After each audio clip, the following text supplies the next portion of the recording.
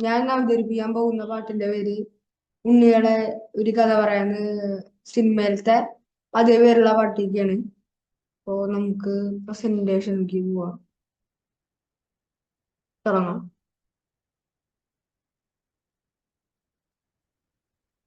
അപ്പോ ഉണ്ണികളെ ഒരു കഥ പറയാം. 1987 ഇറങ്ങിയ സിനിമയാണ്. ഒരു നയൻറ്റീസ് ആ അങ്ങനെ പറയാം. പിന്നെ ഇതിന്റെ തിരക്കഥ, സംഭാഷണം എല്ലാം ചെയ്തിരിക്കുന്നത് ജോൺ പോൾ ആണ്. സംവിധാനം കമൽ. സംഗീതം ഔസേപ്പച്ചനാണ്. ബിച്ചു തിരുമലയാണ് വരികൾ എഴുതിയിരിക്കുന്നത്. പാടിയത് യേശുദാസാണ്. ഇതാണ് ഈ പാട്ടിന്റെ മുഴുവൻ ലിറിക്സ്. ഇത് റിപ്പീറ്റ് ആയിട്ട് വരുന്നതാണ് ഇരിക്കുന്നതാണ്. ഇനി ഈ സിനിമയുടെ കഥ പറയാം. അപ്പോ എ ബി എന്ന് പറഞ്ഞിട്ടൊരു അനാഥ ബാലൻ ഉണ്ടായിരുന്നു. അപ്പോ ആളുടെ ജീവിതമാണ് ഈ സിനിമയില് പറയണത്. അപ്പോ ഇയാള് ചെറുപ്പത്തില് ഇയാളെ ഒരു വീട്ടിൽ നിന്ന് ഒരു എന്താണ് കൊരങ്ങി കളിക്കണ ഒരു ആള് തട്ടിക്കൊണ്ടു വന്നു. അപ്പോ അയാളുടെ കൂടെയായിരുന്നു ഇയാള് ജീവിക്കണ്ടായിരുന്നു. അത് കഴിഞ്ഞിട്ട് യാദൃശ്ചികമായിട്ട് ജോൺ എബ്രഹാം എന്ന് പറയുന്ന ഒരു പണക്കാരനെ ഇയാള് കണ്ടുമുട്ടണു. എന്നിട്ട് ഇയാളെ എടുത്തു വളർത്തണതെല്ലാം ചെയ്യുന്നത് ഈ ജോൺ എബ്രഹാമാണ്. പക്ഷെ ഒരു ദിവസം ഈ ജോൺ എബ്രഹാം യാദൃശ്ചികമായിട്ട് മരിച്ചു പോകുന്നു. കഴിഞ്ഞിട്ട് അപ്പോഴേക്കും ഈ ജോൺ എബ്രഹാമിന്റെ ബന്ധുക്കള് ആളുടെ സ്വത്ത് തട്ടിയെടുക്കാൻ വേണ്ടി വരും. അങ്ങനെ ഈ എബിനെ അവിടെ ആ വീട്ടിൽ നിന്ന് തന്നെ പുറത്താക്കും. അപ്പോ വഴിന്ന് അയാള് പുറത്തേക്ക് ആകുമ്പോ ഈ വഴിന്ന് കിട്ടണ കുറെ കുട്ടികളെ കൂടെ കൂട്ടും. പിന്നെ അവരുടെ ഒപ്പം പിന്നെ ബാക്കിയുള്ള ജീവിതം മൊത്തം. പിന്നെ ആ ഇതാണ് ശരിക്കുള്ള കഥ.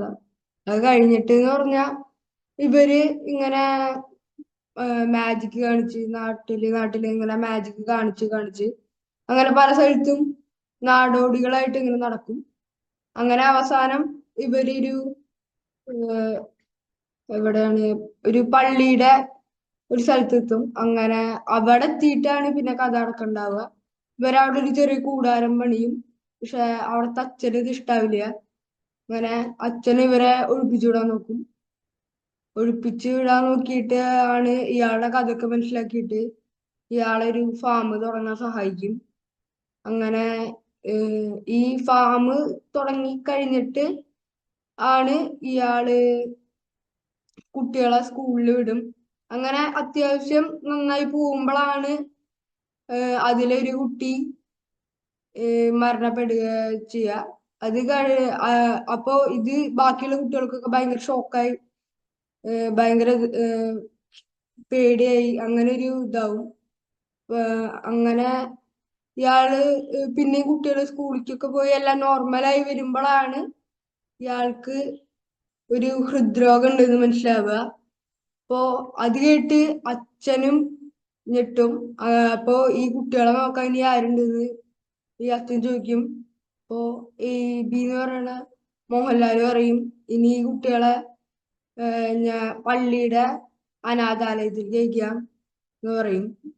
പക്ഷെ ഈ കുട്ടികൾ സമ്മതിക്കില്ല. അങ്ങനെ ഒരു ദിവസം അനാഥാലയത്തിൽ പോയി തിരിച്ച് വന്ന് നോക്കുമ്പോ എഴുതി മരിച്ചിട്ടുണ്ടാവും. അതാണ് ഈ പാട്ടിന്റെ കഥ, സിനിമയുടെ കഥ. ഇനി ഇതിന്റെ ആദ്യത്തെ വരികൾ നോക്കാം.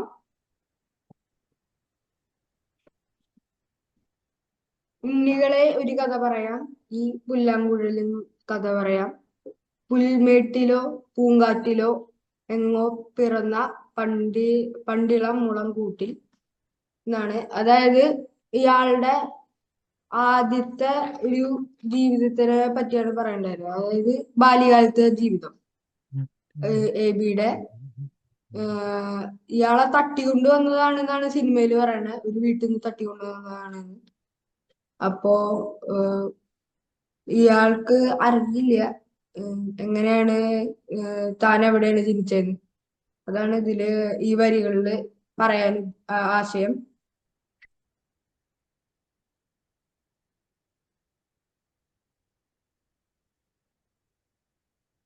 മഞ്ഞും മണിത്തന്നലും തരും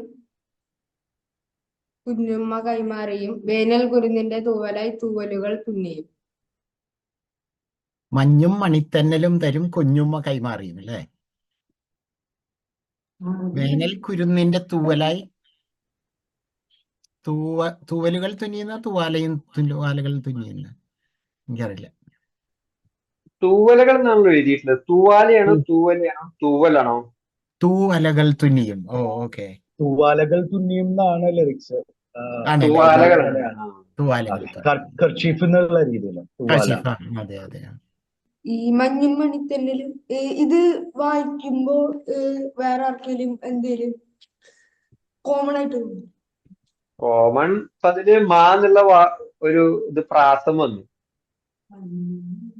പിന്നെ മഞ്ഞും തെന്നല് കാറ്റും ഒരു പ്രകൃതിയുടെ ഓരോ പ്രതിഭാസം, അതല്ലേ? അത് പ്രത്യേകിച്ച് നമ്മുടെ മുഖത്ത് കാറ്റടിക്കുമ്പോഴോ അല്ലെങ്കിൽ മഞ്ഞ് ഉള്ളപ്പോഴോ നമുക്കൊരു കുളിരുണ്ടാവില്ലേ, അതായിരിക്കും. ആ ഒരു കുഞ്ഞുമ്മ കെട്ടുന്ന കുളിരായിരിക്കും അല്ലേ?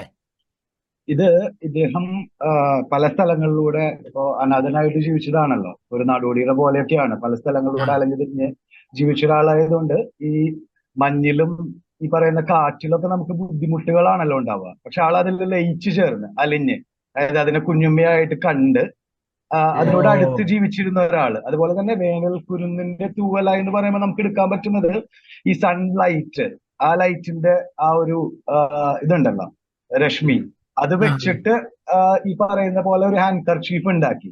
അതായത് അദ്ദേഹത്തിന്റെ ബുദ്ധിമുട്ടുകളെ, പ്രയാസങ്ങളെ അതിൽ അലിഞ്ഞു ചേർന്ന് അതിനോട് ലയിച്ചു എന്നുള്ള രീതിയിലേക്ക് നമുക്ക് എടുക്കാം.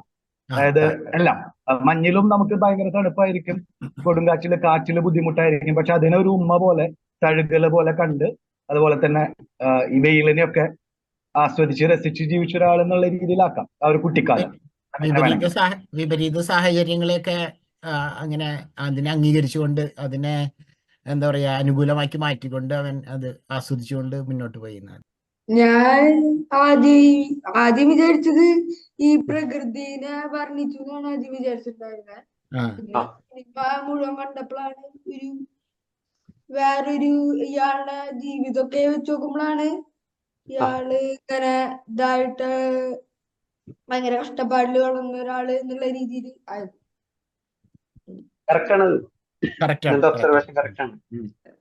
ഇനി അടുത്ത സ്ലൈഡിലേക്ക്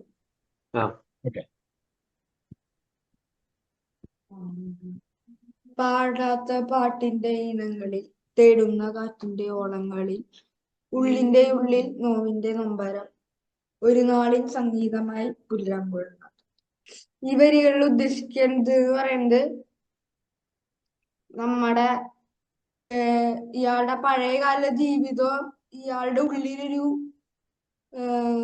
പുല്ലാങ്കുഴൽ സംഗീതമായി എന്ന് പറഞ്ഞാൽ ആളുടെ ഒരു ജീവിതത്തിന്റെ ഭാഗമായി ഈ പുല്ലാങ്കുഴലിൽ കൂടെ അത് ഒരു എന്താ പറയാ പാട്ടിന്റെ ഫോമിലായി മാറിയെന്നാണ് ഈ വരികളിൽ ഉദ്ദേശിക്കുന്നത്. ഇതല്ലാതെ വേറെ ആർക്കേലും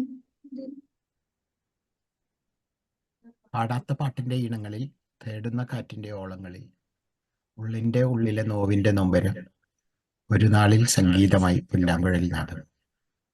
ONVയുടെ ഒരു കവിതയുണ്ട്, കറുത്ത പക്ഷത്തിലെ പാട്ട്.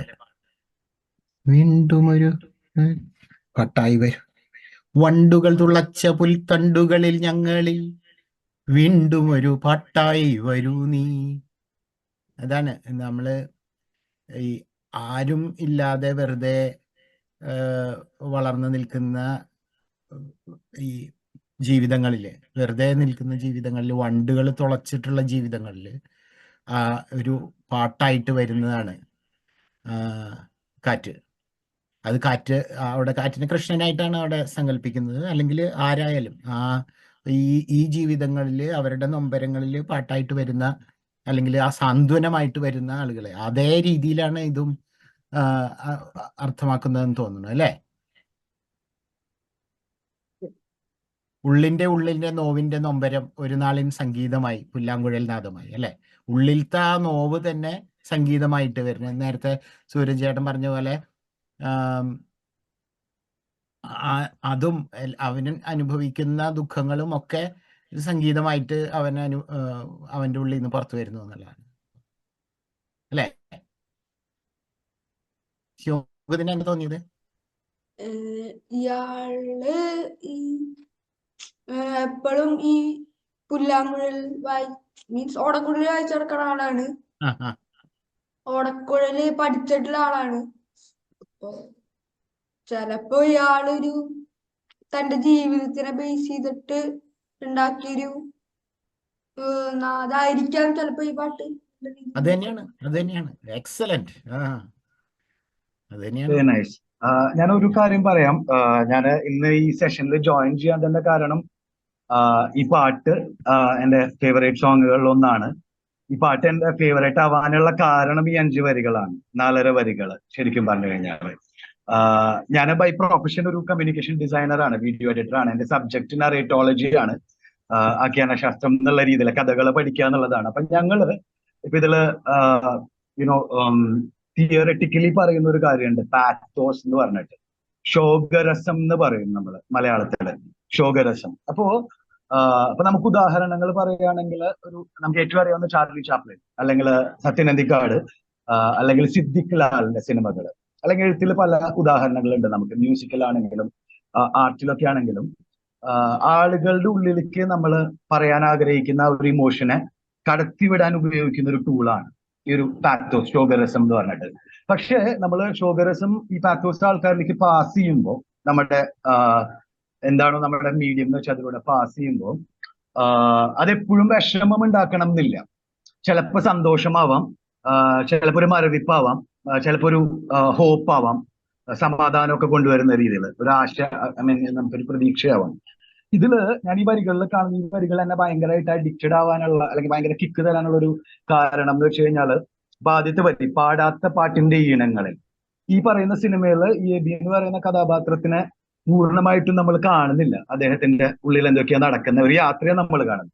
അപ്പൊ അദ്ദേഹം പാടാത്ത, അല്ലെങ്കിൽ ജീവിക്കാത്ത, അല്ലെങ്കിൽ നമ്മൾ കാണാത്ത ഒരുപാട് ഭാഗങ്ങളുണ്ട് പാടാത്ത പാട്ടിന്റെ ഈണങ്ങളിൽ. അതായത് പാടിയിട്ടില്ല, ഒരുപക്ഷെ ആള് പാടിയിട്ടുണ്ടാവില്ല, അല്ലെങ്കിൽ നമ്മൾ കണ്ടിട്ടുണ്ടാവില്ല ആള് പാടിയത്, ആ സിനിമയിൽ കാണിക്കുന്നില്ല. അതുപോലെ തന്നെ തേടുന്ന കാറ്റിന്റെ ഓളങ്ങളിൽ അദ്ദേഹത്തിന്റെ ക്വസ്റ്റ് എന്താണ്, അദ്ദേഹത്തിന്റെ യാത്ര എങ്ങടാണെന്നോ ആഗ്രഹങ്ങൾ എന്താണെന്നോ നമുക്ക് മനസ്സിലാവുന്നില്ല പല സമയത്ത്. അതായത് ആ ക്യാരക്ടറിനെ നമ്മൾ ഒരു അറ്റത്ത് നിർത്തിയിരിക്കുകയാണ്, പൂർണ്ണമായിട്ടും ഉള്ളിലേക്ക് കടക്കാനായിട്ട് കമലോ അനുവദിച്ചിട്ടില്ല ശരിക്കും പറഞ്ഞു കഴിഞ്ഞാൽ. പിന്നെ അടുത്ത വരി, ഉള്ളിന്റെ ഉള്ളിലെ നോവിന്റെ നൊമ്പരം ഒരു നാളിൻ സംഗീതമായി പുല്ലാങ്കുഴൽ നാദമായി. അപ്പൊ ഈ വേദനനെ, അതായത് ഒന്ന് പാടാത്ത പാട്ടിന്റെ ഈണങ്ങളിൽ, അത് അദ്ദേഹത്തിന്റെ വേദനയായിരിക്കാം. പാടാൻ പറ്റാത്ത പാട്ടുകളുടെ, നമുക്ക് ഒരു ആഗ്രഹം ഉണ്ടായിട്ട് അത് സാധിക്കാത്തതിന്റെ ഒരു വേദന. തേടുന്ന കാറ്റിന്റെ ഓളങ്ങളിൽ നമ്മൾ ഒരു ലക്ഷ്യം വെച്ചിട്ടുണ്ട്, ചിലപ്പോൾ ക്ലാരിറ്റി ഉണ്ടാവില്ല, അല്ലെങ്കിൽ അത് തേടിക്കൊണ്ടിരിക്കുകയായിരിക്കും, അപ്പൊ അതിന്റെ ഒരു വേദനയുണ്ട്. അപ്പൊ ഈണങ്ങളും ഓളങ്ങളും ഒക്കെ നൊമ്പരങ്ങളായിട്ടാണ്, ഉള്ളിന്റെ ഉള്ളിലെ നോവിന്റെ നൊമ്പരം. പക്ഷെ അതിനെ ഒരു നാളിൻ സംഗീതമായി, അദ്ദേഹത്തിന്റെ സംഗീതം അതാണ്. പിന്നെ പുല്ലാങ്കുഴൽ നാദമായി, അതായത് അദ്ദേഹത്തിനെ തന്നെ മെറ്റഫറിക്കലി ഒരു പുല്ലാങ്കുഴലായിട്ടാണ് ഈ കഥയിലൂടെ അല്ലെങ്കിൽ ഈ സിനിമയിലൂടെ അവതരിപ്പിക്കുന്നത് എന്നാണ് എനിക്ക് തോന്നിയിട്ടുള്ളത്. I mean he's being controlled, or അത് വിധിയോ അല്ലെങ്കിൽ എന്തോ ആവാം, റാൻഡംനെസ്സോ എന്തോ ആവാം. ആളെങ്ങനെ അങ്ങനെ ഒരു നടോടി പോലെയാണല്ലോ, എന്താ പറയുക, പരിപ്രാജകന്റെ പോലെയാണ്. അപ്പൊ ആ ഒരു ഫീലിംഗ്, ആ ഒരു പാറ്റോസ് ഈ 5 വരികളിലൂടെ 4.5 വരികളിലൂടെ കമ്മ്യൂണിക്കേറ്റ് ചെയ്യാൻ പറ്റിയിട്ടുണ്ട് എന്നുള്ളതാണ്. അത് അവസാനം ഒരു ഹോപ്പിലേക്കാണ് എത്തിക്കുന്നത്. ഒരു നാളിൻ സംഗീതമായി പുല്ലാങ്കുഴൽ നാദമായി, എല്ലാവർക്കും ഇഷ്ടമുള്ള രീതിയിൽ ആ ഒരു വേദനനെ. അപ്പൊ ഇതൊരു ഭയങ്കര എക്സാമ്പിൾ ആയിട്ട് പല സ്ഥലത്തും നമ്മൾ ഡിസ്കസ് ചെയ്തിട്ടുണ്ട്. അപ്പൊ ഇതാണ് എന്റെ ടേക്ക്. ആ ഒരു ടൂള് കറക്റ്റ് ആയിട്ട് ഉപയോഗിച്ചിട്ടുള്ള ആ വേദനേനെ സംഗീതമാക്കി മാറ്റി നമ്മളെല്ലാവരും ചെയ്യണമെന്ന് വിചാരിക്കുന്ന ഒരു കാര്യം കൂടിയാണ്, അല്ലെ? അതായത് പ്രശ്നങ്ങൾ വരുമ്പോൾ അതിനെ മ്യൂസിക് ആക്കുക, നല്ല സംഗീതാക്കുക. അതാണ് എന്റെ ടേക്ക് ആ വരിയില്. I like this lines. ഭയങ്കര ഇഷ്ടമാണ് ഈ വരികൾ.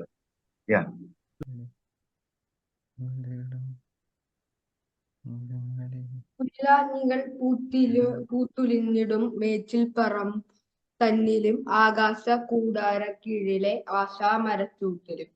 ഈ ആശാമരച്ചൂട് എന്ന് പറയുമ്പോ നമ്മൾക്ക് ഇപ്പൊ ഒരുപാട് ആഗ്രഹങ്ങൾ ഉണ്ടാവും.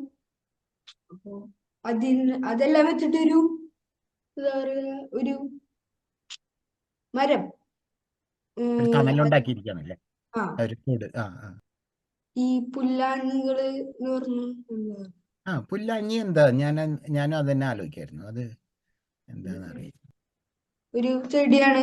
ഉം, ഈ വളരെയധികം വലിപ്പൊന്നും വെക്കില്ലെങ്കിലും ഉം. ഒരു കുറ്റിച്ചെടി പോലെ വളർന്ന ചെടിയാണ്. പുല്ലാഞ്ഞി തുലിഞ്ഞിടും എന്ന് പറയുമ്പോ ഒരു കാടിന്റെ ഒരു സങ്കല്പാണ് പറയണെന്ന് വിചാരിക്കാം. അറിയില്ല, കറക്റ്റായിട്ട് അറിയില്ല ആർക്കും. ഒരു കാട്ടുചെടി എന്ന് മാത്രമേ ഇതിൽ കാണാനുള്ളൂ. അല്ല, പുല്ലാഞ്ഞി. കാട്ടുചെടിയല്ല. പുല്ലാഞ്ഞി എന്ന് പറയുന്നത് നമ്മുടെ നാട്ടിൻപുറത്തൊക്കെ കാണുന്ന ഒരുതരം വള്ളിച്ചെടിയാണ്. അതിന് പച്ച കലർന്ന ഒരു പൂവാണ്. പച്ച കലർന്ന ഒരു വെള്ള എന്ന് പറയാവുന്ന ഒരു പൂവാണുള്ളത്. കൊട്ടയൊക്കെ ഉണ്ടാക്കാനായിട്ട് അതിന്റെ വള്ളി ഉപയോഗിക്കും. ഓ അതിന്റെ കമ്പ് വെട്ടിക്കഴിഞ്ഞാൽ അതിനകത്തുനിന്ന് ചെറിയ നമുക്ക് വെള്ളം പോലെ പണ്ടൊക്കെ കുടിക്കാൻ എടുക്കും, അതുപോലെയുള്ള ചെറിയ ഇത് കിട്ടുന്നതാണ്. അതാണ് പുല്ലാനി. പുല്ലാനിന്നും പുല്ലാഞ്ഞിന്നും ഒക്കെ പറയും. എന്റെയൊക്കെ നാട്ടിലൊക്കെ ഉള്ളതാണ്. ഞങ്ങളുടെ സ്കൂളിലൊക്കെ പോകുമ്പോൾ ആ വഴിക്കൊക്കെ ഇഷ്ടംപോലെ പുല്ലാഞ്ഞി വള്ളി ഉണ്ടായിരുന്നു. വള്ളിക്കൊട്ട എന്ന് പറയുന്ന കൊട്ട കണ്ടിട്ടുണ്ടോ? അതുണ്ടാക്കാനാണ് പ്രധാനമായിട്ടും പുല്ലാഞ്ഞി വള്ളി ഉപയോഗിച്ചുകൊണ്ടിരുന്നത്. പലതരം ഓ കൊട്ടയുണ്ട്. വള്ളിക്കൊട്ട നമ്മൾ ഈ കൃഷിപ്പണിക്കൊക്കെ എടുക്കുന്നതാണ് വള്ളിക്കൊട്ട. അത് ഈ വള്ളി വെച്ചിട്ടാണ്. അത് കനം കുറഞ്ഞ വള്ളിയാ. നമ്മൾ ഈ കമ്മ്യൂണിസ്റ്റ് പച്ചയുടെ ഒക്കെ അത്ര കനമൊക്കെ, ആ ആ കുറച്ചുകൂടെ വലുതാണെങ്കിൽ കുറച്ചുകൂടെ വള്ളി കട്ടി വരും. മൂടൊക്കെ വരുമ്പോഴത്തേക്ക് അത് കുറച്ചുകൂടെ വണ്ണം കാണും. അല്ലാതെ മുകളിലോട്ടൊക്കെ വരുമ്പോഴത്തേക്ക് ചെറിയ കനം ഉം. കുറഞ്ഞ വള്ളിയാണ്. അതുകൊണ്ട് നമുക്ക് കൊട്ട കെട്ടാം. ഞങ്ങളുടെ നാട്ടിലൊക്കെ കൃഷിപ്പണിക്കൊക്കെ പുല്ലാനി കൊട്ടയാണ് ഉപയോഗിച്ചുകൊണ്ടിരുന്നത്, വള്ളിക്കൊട്ട. ഓക്കെ. കുറച്ചുകൂടി തോന്നിയത് കുറച്ചുകൂടി ഇതായിട്ട് തോന്നിയത് വേണ്ട യാത്രകളെ പറ്റിയാണ് ഈ വരി എന്നാണ് എനിക്ക് കുറച്ചുകൂടി തോന്നിയത്. അത് മനസ്സിലാവണമെങ്കിൽ എനിക്ക് തോന്നുന്നത് അടുത്ത വരികളിലേക്ക് പോയാലേ ഇത് എന്താണെന്ന് മനസ്സിലാവുള്ളൂ എന്ന് തോന്നുന്നു. ഇതിപ്പോ ഒരു അപൂർണമായിട്ട് നിൽക്കുകയാണല്ലോ. എന്നാ അടുത്ത വരി. ഈ പാഴ്മുളം തണ്ട് പൊട്ടും വരെ, ഈ ഗാനമില്ലാതെ ആകും വരെ, ആ കുഞ്ഞാടുകൾക്കെന്നും കൂട്ടായിരുന്നിടും. ഓ ഓക്കെ ഓക്കെ. ഇനി മുമ്പിലത്തെ വരിയിലേക്ക് പോയത് നോക്ക്. അപ്പൊ അതിന്റെ കണ്ടിന്യൂറ്റി അല്ലേ, അതിന്റെ തുടർച്ചയല്ലേ ഇത്? പുല്ലാഞ്ഞികൾ പൂത്തിലഞ്ഞിലും മേറ്റിപ്പുറം തന്നെയും ഒക്കെ പാഴ്മുളം തുണ്ട് പൊട്ടും വരെ, പാഴ്മുളം തുണ്ട് പൊട്ടും വരെ, ഗാനമില്ലാതാകും വരെ, കുഞ്ഞാളുകൾക്കെന്നും കൂട്ടായിരുന്നിടും. അങ്ങനെയാണ് ആ വരി വരുന്നത് അല്ലേ? അപ്പൊ ഇതിൽ ഇങ്ങനെ ഉദ്ദേശിക്കുക പറഞ്ഞ ഇയാളുടെ മരണം വരെ താൻ എക്സലന്റ്. അതെ ഈ കുട്ടികളുടെ ഒപ്പം ജീവിക്കാം എന്നാണ് പറയണേ. അതെ. സിനിമ കണ്ടു കഴിഞ്ഞ ഏറ്റവും അവസാനം ഇയാൾക്ക് ഹൃദ്രോഗം വരുമ്പോ നമുക്കൊരു ചെറിയ വിഷമം വരും. ആഹാ. ഈ പാട്ട് തന്നെയാണ് അവസാനം. പാട്ട് അവസാനിപ്പിച്ചു. സിനിമയുടെ ടൈറ്റിൽ സോങ്ങും പിന്നെ എൻഡിങ് സോങ്ങും ഇത് തന്നെയാണ്. ഇത് തന്നെയാണ്. ഇയാൾക്ക് അറിയണ്ടായിരുന്നില്ല ശരിക്കും ഇയാൾക്ക് ഇങ്ങനെ ഹൃദ്രോഗമൊക്കെ ഉണ്ടായിരുന്നു. ഓ ഓ സാഡ് എൻഡിങ്. അടുത്ത വരി ഇതിന്റെ കണ്ടിന്യൂഷൻ ആണ്. ഇതിന്റെ തന്നെ കണ്ടിന്യൂഷൻ തന്നെയാണ്. ഇടേന്റെ മനമാകുമി പുല്ലാങ്കൾ നാദമായി എന്ന് പറഞ്ഞിട്ടാണ് ഈ തേർഡ് ലൈനിന്റെ അവസാനം. അത് കഴിഞ്ഞിട്ട് ഉണ്ണികളെ ഒരു കഥ പറയാം, ഈ പുല്ലാങ്കുഴലിൽ കഥ പറയാന്ന് പറഞ്ഞിട്ട് പിന്നെ പറയും. പിന്നെ റിപ്പീറ്റ് ആവുകയാണ് ചെയ്യണം. ഈ ഞാൻ ആദ്യം ഈ പുല്ലാങ്ങി എന്താന്ന് ചോദിച്ചത് ശരിക്കും ഈ ഒരു മുളയുടെ ഒരു ഇത് സങ്കല്പമായിരുന്നു എനിക്ക്.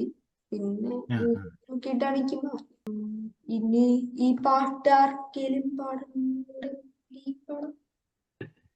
പക്ഷെ അതൊരു ഭയങ്കര ഫീലിംഗ് ഉണ്ടാക്കുന്ന പാട്ടായിരുന്നു. നമുക്ക് കുട്ടിക്കാലത്ത് കേൾക്കുമ്പോൾ എന്റെ ഉള്ളിലൊരു വലിവുള്ള പോലെ നമുക്ക് തോന്നുന്നു. അത് കുറെ വർഷങ്ങള് എന്തുകൊണ്ടാണ് ഈ പാട്ട് ഇഷ്ടപ്പെട്ടതെന്ന് അറിയണ്ടായിരുന്നില്ല. പിന്നെ കുറച്ച് ബോധമൊക്കെ വെച്ചപ്പോ മനസ്സിലായി എവിടെയാ ഹുക്ക് കിടക്കുന്നത്. കാരണം ഇദ്ദേഹം നമ്മുടെ സ്പീക്കർ പറഞ്ഞ ഒരു കാര്യം എന്താന്ന് വെച്ച് കഴിഞ്ഞാല് വളരെ റെയറായിട്ടാണ് മലയാള സിനിമയിലൊക്കെ ഒരു സിനിമയുടെ തീം ആദ്യത്തെ ഒരു 10 മിനിറ്റിലൊക്കെ നമുക്ക് മനസ്സിലാവുന്നത്. ഈ പാട്ടിൽ തന്നെ നമുക്ക് ആ ക്യാരക്ടറിനെ മുഴുവനായിട്ട് റിവീൽ ആവാണ്. അപ്പോ കമലിന്റെ പല സിനിമകളിലും അങ്ങനെ ഒരു ക്വാളിറ്റി ഉണ്ട്. കമലിടും തുടക്കത്തിൽ തന്നെ, ഇതാണ് നിങ്ങൾ എക്സ്പെക്ട് ചെയ്യേണ്ടത് എന്നുള്ളത്. മരണം വരെ ഉണ്ടാവും, അപ്പൊ മരിക്കാൻ ചാൻസ് ഉണ്ട് എന്നുള്ളത് നമുക്ക് ഊഹിക്കാം, ആ ഒരു പ്രശ്നം അല്ലെ. പിന്നെ പുല്ലാങ്കുഴൽ എന്ന് പറയുന്നത് ഇദ്ദേഹത്തിന് ഭയങ്കര വലിയ മെറ്റഫറാ. അതായത് ഇടയന്റെ മനമാകുമി, ആ പുല്ലാങ്കുഴലെ പോലെ തന്നെയാണ് ഇദ്ദേഹത്തിന്റെ ക്യാരക്ടർ സ്കെച്ച് ചെയ്തെടുത്തിട്ടുള്ളത്. എവിടുന്നാണ് കൺട്രോൾ വരുന്നത്, ആരാ കൺട്രോൾ ചെയ്യുന്നത്, അതൊന്നും അറിയില്ല. ആളെങ്ങനെ ഡിസിഷൻ എടുക്കുന്നതെന്നൊന്നും നമുക്ക് മനസ്സിലാവില്ല. ഒരു ഒഴുക്കാണ്, ഒന്ന് കണ്ട അടുത്തേക്ക്, അടുത്തത് കണ്ട അടുത്തേക്ക്, ആ ഒരു നാടോടി സെറ്റപ്പ് തന്നെയാണ്. അപ്പോൾ വളരെ മനോഹരമായിട്ടുള്ള സിനിമയും, പിന്നെ മോഹൻലാൽ ഇത്രയും സട്ടിലായിട്ട് അഭിനയിച്ചിട്ടുള്ള, അവൻ ഒരുപാട് സിനിമകളുണ്ട്, പക്ഷെ ഭയങ്കര രസമാണ്. തിലകന്റെ ക്യാരക്ടറൊക്കെ ഭയങ്കര ഗംഭീരമായിട്ടുള്ള ക്യാരക്ടറാണ്. പിന്നെ ഈ പുല്ലാങ്കുഴലിന് ഒരു വല്ലാത്തൊരു മെറ്റഫറാണ് പുല്ലാങ്കുഴൽ എന്നുള്ളത് തന്നെ. അത് കട്ട്സ് ഇല്ലല്ലോ, സോറി, ലളിതമായിട്ട് കട്ട്സ് ഇല്ലല്ലോ. അതെ, ഒഴുക്കല്ലേ, അതാണ്. ബാക്കി ഒഴുക്കാണ്. ഇൻസ്ട്രുമെന്റ്സിന് ചെറിയ കട്ടുണ്ട്. അപ്പൊ ഇദ്ദേഹത്തിന്റെ ഒഴുക്ക് അങ്ങനെ മെറ്റഫറിക്കലി പറയുന്നത് അത് ഗംഭീരാണ്. പിന്നെ അത് വളരെ സിമ്പിൾ ആയിട്ടുള്ള ഒരു സംഭവമാണ്. അതിന്റെ ഈ ONV കവിതകളിൽ പറയുന്ന പോലെ തന്നെ വണ്ടുകൾ തുളച്ച അല്ലെങ്കിൽ അവരുടെ ജീവിതത്തില് നമ്മൾ ആ പുല്ലാങ്കുഴൽ ഏൽക്കുന്ന വേദനയാണ് അതിന്റെ സംഗീതമായിട്ട് പുറത്തുനിന്ന് വരുന്നത്. വണ്ട് കുത്തി തുളച്ച ഓട്ടയെന്നാണ് അത് സംഗീതമായിട്ട് വരുന്നത്. ഏറ്റവും ലളിതമായിട്ടുള്ള ഒരു സംഗീതോപകരണം എന്ന് പറയാൻ വേണമെങ്കിൽ പുല്ലാങ്കുഴലാണ്. ഏറ്റവും മനോഹരമായിട്ടുള്ളതും പുല്ലാങ്കുഴലാണ്. അപ്പൊ ഈ സാധാരണ മനുഷ്യരുടെ ജീവിതം ഈ പുല്ലാങ്കുഴൽ വലിയാണ്. ഇപ്പൊ ഇവന്റെ ജീവിതവും പുല്ലാങ്കുഴൽ വലിയാണ്. പക്ഷെ അതിനുള്ളൊരു കുഴപ്പമെന്ന് വെച്ചാൽ അത് പെട്ടെന്ന് ആരെങ്കിലും ചവിട്ടിയാൽ ചിലപ്പോൾ പൊട്ടിപ്പോവും. ആ ഒരു ഇതും ഉണ്ട് പുല്ലാങ്കുഴലിന്. നമ്മള് പിന്നെ ഇപ്പൊ രമണന്റെ പുല്ലാങ്കുഴലും അത് വളരെ പ്രസിദ്ധമാണ്. എനിക്ക് ഈ പാട്ടില് ഏറ്റവും ഒരു നല്ല രീതിയിൽ ഇഷ്ടപ്പെട്ട ഒരു വാക്ക് എന്ന് പറയുന്നത് ഏതാന്ന് വെച്ചാ എന്ന് പറയുന്നതാണ്. കാരണം എന്താ വെച്ചാ നമ്മൾക്ക് ഒരുപാട് ആഗ്രഹങ്ങൾ ഉണ്ടാവും. ഇതിലെ എല്ലാം ഈ ആഗ്രഹങ്ങളില് എല്ലാം ശരിയായി വരണമെന്നൊന്നുമില്ല. എന്നാലും ഈ ശരിയായി വരേണ്ടത് വല്ല ഈ ഓറഞ്ച് ചെടിയിൽ ഉണ്ടാവണ ഓറഞ്ചിന്റെ അത്രയൊക്കെ ഉണ്ടാവുള്ളൂ. അതിലത്തെ ഇലയുടെ അന്നത്തിന്റെ അത്രയൊന്നും നമുക്ക് കിട്ടില്ല. നമുക്ക് പ്രതീക്ഷിക്കാം, പക്ഷെ കിട്ടുമെന്നുള്ളത് അറിയുന്നുണ്ടാവില്ല. എനിക്ക് ഏറ്റവും ഇഷ്ടമായിട്ടുള്ളൊരു നല്ലൊരു ആശയാണത്. ശിവമുകുന്ദ പറഞ്ഞത് വളരെ ശരിയാണ്. നമ്മൾ ഈ ഇപ്പൊ ശിവമുകുന്ദ ചെറിയ കുട്ടിയാണ്. നമ്മൾ വയസ്സാകുമ്പോഴും നമ്മുടെ ആശകളുടെ ഉണ്ടാക്കിയ ആശകൾ കൊണ്ട് നമ്മൾ ചേർത്ത ഒരു കൂടാരത്തിന്റെ ഉള്ളിൽ തന്നെയാണ് നമ്മൾ എപ്പോഴും. അതാണ് നമ്മളെ എന്താ പറയാ മുന്നോട്ട് കൊണ്ടുപോകുന്നതും നമുക്ക് വിശ്രമിക്കാൻ ഒരു ഇടം തരുന്നത്. ആശാമരം എന്നുള്ള വാക്കിന് ആശ ചെടിയിനേക്കാളും സ്ട്രെങ്ത് ഉണ്ട്, ആശ വിത്തിനേക്കാളും സ്ട്രെങ്ത് ഉണ്ട്. അപ്പൊ ആശകളും മരം പോലെ ആവുന്ന നല്ലത് എന്നുള്ളതും കൂടി നമുക്ക് എടുക്കാം. ചെടിയായിരിക്കണേക്കാളും വിത്തായിട്ടിരിക്കണേക്കാളും ഒക്കെ മരമായിട്ട് തന്നെ വെള്ളമൊഴിച്ച് മരമാക്കണം നമ്മൾ ആശകളെ. വളർത്തിയെടുക്കണം എന്ന് പറയാം ആശകളെ. ആശ മരം തന്നെ ആക്കണം. അപ്പൊ നമ്മൾ വെള്ളം ഒഴിച്ചു കൊടുത്തോണ്ടിരിക്കണം ആശകൾക്ക്. പണിയെടുക്കണം എന്നർത്ഥം. ഉണ്ണികളെ ഒരു കഥ പറയാം, ഈ പുല്ലാങ്കുഴലിൻ കഥ പറയാം.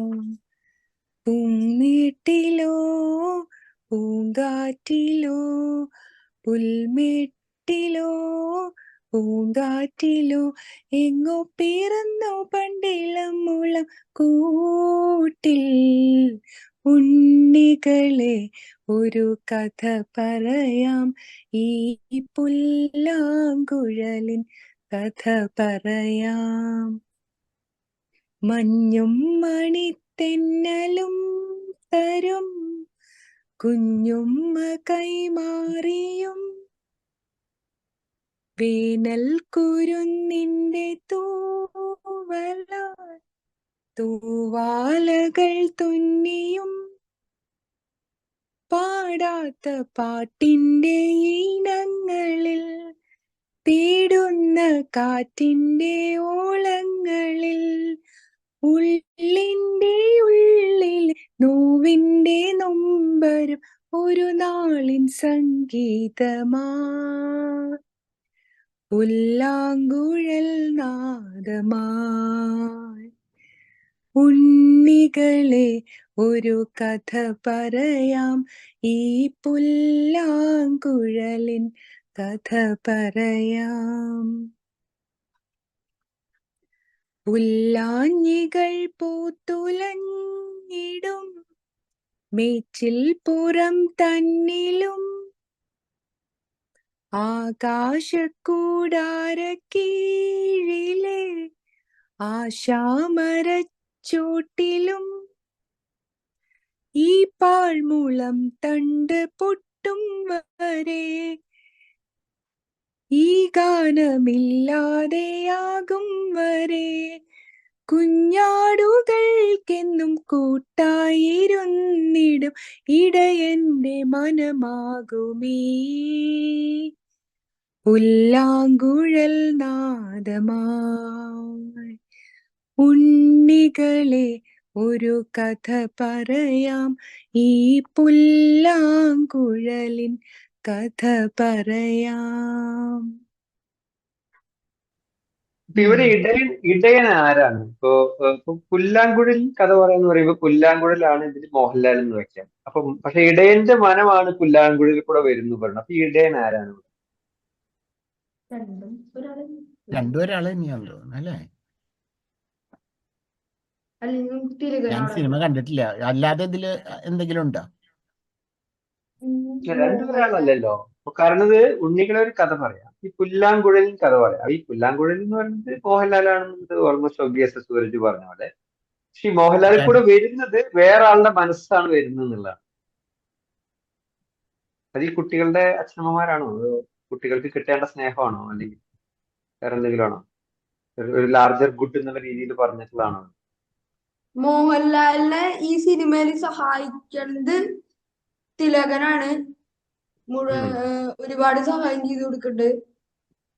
ഇയാൾക്കൊരു ഫാമൊക്കെ ഉണ്ടാക്കി കൊടുക്കുന്നുണ്ട്, ഒരു വീട് ഉണ്ടാക്കി കൊടുക്കുന്നുണ്ട് കുട്ടികൾക്ക് വേണ്ടിയിട്ട്. അപ്പോ ഇടയൻ ചിലപ്പോ തിലകനായിരിക്കും. ഈ ഇടയൻ എന്ന് പറയുന്നത് മലയാളത്തിലെ പല സിനിമകളിൽ പല പാട്ടുകളിലെ നമുക്ക് ആ ഒരു ഭയങ്കര ഒരു മെറ്റഫർ ആയിട്ട് വരാറുണ്ട്. കാരണം ഈ ആട്ടിടയന്മാരാണല്ലോ ഈ ഇടയന്മാരുടെ പുല്ലാങ്കുഴൽ സംഗീതം എന്ന് പറയുന്നത്. ഈ രമണനിലൊക്കെ വന്നിട്ട് അങ്ങനെ ഒരു ഭയങ്കരതായിട്ട് വന്നിട്ടുണ്ട് അല്ലെ? അതെ ഈ അതെ, ഉൾക്ക ആട്ടിടയന്മാരാണ്. ഇപ്പൊ ഒരു കാര്യം നമുക്ക് എടുക്കാൻ പറ്റുന്നത്, ഇടയന്മാർ എന്ന് പറയുന്ന ഒരു മെറ്റഫർ പല സ്ഥലത്തും ഉപയോഗിക്കുന്നത് മെസ്സേജ് പാസ് ചെയ്യുന്ന ആൾക്കാർ എന്നുള്ളതും കൂടി ഉണ്ട് പഴയ കാലഘട്ടത്തില്. ഓക്കെ, അതായത് പല സ്ഥലത്തും Jesus. നമ്മുടെ നാട്ടില് സൂതന്മാരെന്നൊക്കെ പറയില്ലേ, അങ്ങനെയല്ലേ പറയാ? അതായത് സുതന്മാരെന്നാണോ പറയാ പണ്ട കാലഘട്ടത്തില് പാട്ടുപാടി നടക്കുന്ന ആളുകള്? അപ്പോ പാണന്മാര്. പാണന്മാര്. പിന്നെ ഈ മഹാഭാരത കാലഘട്ടത്തിലൊക്കെ വേറെ എന്തോ ഒരു വാക്ക് ഉപയോഗിക്കും അവര്, സൂതന്മാരോ, ഐ മീൻ അത് സൂതന്മാരുടെ ഗാഥകൾ. അതെ, സുതന്മാരെന്ന് പറഞ്ഞാൽ അതെ. അപ്പോ അങ്ങനെ ഒരു രണ്ട് രീതിയിൽ എടുക്കാം. ഒന്ന് നമുക്ക് ഒരു ഡയറക്റ്റ് ലെവലില് ഏറ്റവും ക്ലോസർ ആയിട്ടുള്ള ഒരു ഇടയന്റെ ഏറ്റവും ക്ലോസർ ആയിട്ടുള്ള ഒരു എക്യുപ്മെന്റ് എന്നുള്ള രീതിയിലേക്ക് എടുക്കാം. ഇടയന്മാരുടെ എപ്പോഴും ഒപ്പം ഉണ്ടാവുന്ന ഒരു പുല്ലാങ്കുഴൽ പോലെ എപ്പോഴും നാദം പുറത്തേക്ക് എടുക്കുന്നത്. അല്ലാതെ എനിക്കറിയില്ല, ഒരു സ്പിരിച്വൽ രീതിയിലൊക്കെ പറയുന്നതെന്ന് വെച്ച് കഴിഞ്ഞാല് ഇതിന്റെ ഉള്ളിൽ വേണമെങ്കിൽ ആ ഒരു സൂപ്പർ പവർ അല്ലെങ്കിൽ എക്സ്ട്രാ പുറത്തുനിന്നുള്ള എനർജി എന്നുള്ള രീതിയിലൊക്കെ നമുക്ക് എടുക്കാം. ഇടയൻ അതായത് നമ്മളെ ഗൈഡ് ചെയ്യുന്ന ഒരാളെന്നോ ഒരു എക്സ്ട്രാ എനർജി എന്നുള്ള രീതിയിൽ ഇപ്പൊ ഗോഡ് കോൺസെപ്റ്റോ അല്ലെങ്കിൽ വാട്ട് എവർ ഇറ്റ് ഇസ് അങ്ങനെയും മെറ്റഫോറിക്കലി വേണമെങ്കിൽ എടുക്കാം. ഇടയൻ എന്നാണല്ലോ യേശു ക്രിസ്തുവിനെയൊക്കെ പറയുന്നത് അല്ലെ, ആ ഒരു രീതിയിൽ. അപ്പോ ഇടയന്റെ മനമാകും ഈ പുല്ലാങ്കുഴൽ നാദമായി. ഇടയന്റെ മനസ്സിനനുസരിച്ച് ഉള്ള ഒരു പുല്ലാങ്കുഴൽ, അങ്ങനത്തെ ഒരു രീതിയിലൊക്കെ എടുക്കാം. അത് സബ്ജക്റ്റീവ് ആണ്, ഓരോരുത്തർക്കും ഓരോ രീതിയിൽ വായിക്കാം അത് എല്ലാം അല്ലെ. യേശുവിനായിരുന്നു, ശ്രീകൃഷ്ണന്റെ ഇടയനായിരുന്നു. അതെ അതെ അതെ അതെ, ശ്രീകൃഷ്ണനെയും നമുക്ക് എടുക്കാം അതേപോലെ തന്നെ. അതെ, നല്ല ഇടയനുള്ള കോൺസെപ്റ്റ് തന്നെ. അതെ, നല്ല ഇടയൻ എന്നുള്ള സാധനമുണ്ട്. അത് മാത്രമല്ല ഈ മലയാളത്തിലെ കുറെ പാട്ടുകളില് ഈ ഇടയൻ മറ്റേ ഇടയന്റെ സംഗീതം അങ്ങനെ പറഞ്ഞിട്ട് കുറെ സ്ഥലങ്ങളിൽ വന്നിട്ടുണ്ട്. ഇടയ കന്യകാന്നുണ്ട്. അതുപോലെ ഈവൻ ആ ഉൾക്കടലിലെ ഉള്ള വേണുനാഗവണ്ടി ശോഭയും കൂടി ഉള്ള പാട്ടുണ്ട്, ഒരു ശരദിന്ദു മലർദീപനാളം. അതിനും ഇടയന്റെ ഇത് കിട്ടുന്ന സാധനം. എവിടെ നിന്നോ വരുന്ന വേണുഗീതം എന്നുണ്ട്. ഈ വേണു എന്ന് പറയുന്നത് ഒരു ഭയങ്കര മെറ്റഫർ ആയിട്ട് പറഞ്ഞില്ല കുറെ ഇതില്. ശിവമോൻ വേറെ എന്തെങ്കിലും പറയുന്നുണ്ടോ? എനിക്ക് ഇടയെന്ന് കേൾക്കുമ്പോ ആദ്യം ഓർമ്മ വരുന്ന ഒരു പുസ്തകത്തിന്റെ പേരാണ് പൗലോയിലോ പറഞ്ഞിട്ട്. നമുക്ക് ഒരു ഇവനാള് കൊള്ളാലോ. ഒരു 50 പേജ് വരെയൊക്കെ നമുക്ക് കഥ മനസ്സിലാവുള്ളൂ. അത് കഴിഞ്ഞ് എനിക്ക് നേരെ ഒന്നും മനസ്സിലാവില്ല. അതിന്റെ ഒരു മുഴുവൻ കഥ എന്ന് പറഞ്ഞാ ഒരു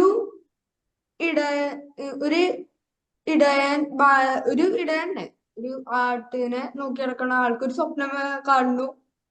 ഈജിപ്തിലെ അവിടെ ഒരു നിധി ഉണ്ട് എന്ന് പറഞ്ഞിട്ട് ആ നിധിനെ തേടി പോണതാണ് ബാക്കിയുള്ള കഥ. അതിനുവേണ്ടി ഇവൻ അവന്റെ ആടിനെ വെക്കും. അങ്ങനെ കുറെ സംഭവങ്ങളുണ്ട്. എന്നിട്ട് അവസാനം ഈ നിധി കണ്ടുപിടിക്കും എന്നാകുമ്പോ ഇത് പോവും. എനിക്ക് ഈ സിനിമയുടെ പോലെയൊക്കെ ഉണ്ട് ചെറുതായിട്ട്. മീൻസ് അവസാനം ഈ നിധി കണ്ടുപിടിക്കാറാവും. പക്ഷെ അപ്പോഴാണ് മനസ്സിലാവുക ഇങ്ങനെ നിധിയൊന്നുമില്ല. ഏറ്റവും അവസാനം ഞാൻ ഒരു 50 പേജൊക്കെ കഴിയുമ്പോഴേക്കും വായിക്കാന്നല്ലാതെ ഒന്നും മനസ്സിലാവുണ്ടാവില്ല.